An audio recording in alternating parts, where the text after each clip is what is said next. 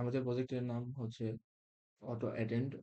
এটা মূলত কাজ হলো আপনার অটো অ্যাটেন্ডেন্স এর উপর। আমরা আমাদের ফেস দিয়ে অটোমেটিক্যালি অ্যাটেন্ডেন্স হয়ে যাবে যখন আমাদের ক্লাস বা কোনো টিচার করবে, তখন আমাদের ক্লাস অটো অ্যাটেন্ডেন্স চলে যাবে ওয়েবসাইটে। এখন যেরকম টিচাররা ক্লাসে ঢোকার সময় আইডি কার্ড ক্লাসে, সেটা আর কি অ্যাডভান্স লেভেলে। ইয়া এখানে আমাদের বিভিন্ন রকমের ফিচার রয়েছে: registration, new user, train model folder, start real time option, reload. এখন যদি আমি স্টার্ট রিয়েল টাইম অ্যাপ্লিকেশন দিই, আপনার আমার এখানে দেখবে আননোন দেখাচ্ছে। এখানে কিন্তু রেজিস্ট্রেশন করা নেই। রেজিস্ট্রেশন করা থাকলে আমাকে এখানে চিনতো আর কি। যেহেতু রেজিস্ট্রেশন করা নেই, সেহেতু আমাকে এখন চিনতে পারতেছে না। এখন যদি আমি রেজিস্ট্রেশনটা করি, তাহলে রেজিস্টার নিউ ইউজার, এখানে আপনার আমার নাম, রিফার, আবার আমি কি স্টুডেন্ট নাকি টিচার, যেহেতু আমি স্টুডেন্ট সেহেতু স্টুডেন্ট। তারপরে আমার আইডি নম্বর,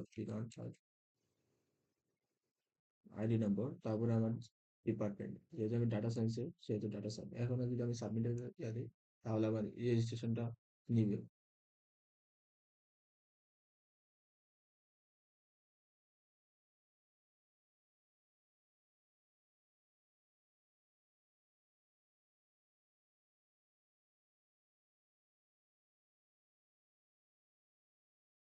এখানে আমার 200টা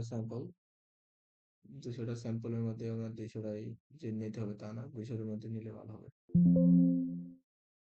এখন যদি আমি স্টার্ট রিয়েল টাইম অ্যাপ্লিকেশনে দিই, তাহলে এখন আমাকে চিনতে পারছে। এর আগে কিন্তু রেজিস্ট্রেশন করা ছিল না, রেজিস্ট্রেশন করা নাই বলে আমাকে চিনতে পারে না।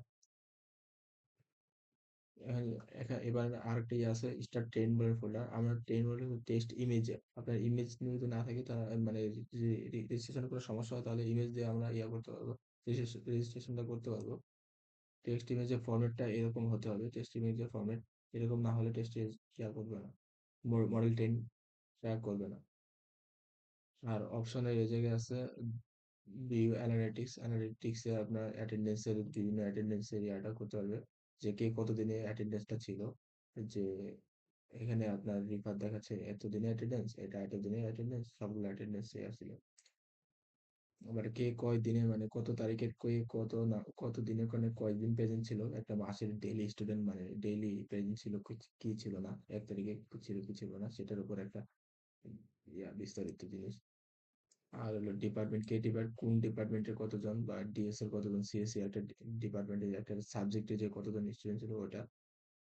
আর এখানে রেজিস্টার্ড ইউজার, ইউজারদের একটা মানে কতজন ইউজার আছে, সেখানে একটা ইউজারের রেজিস্টার, মানে কতজন স্টুডেন্ট ইউজার করছে, রেজিস্টার করছে সেটা।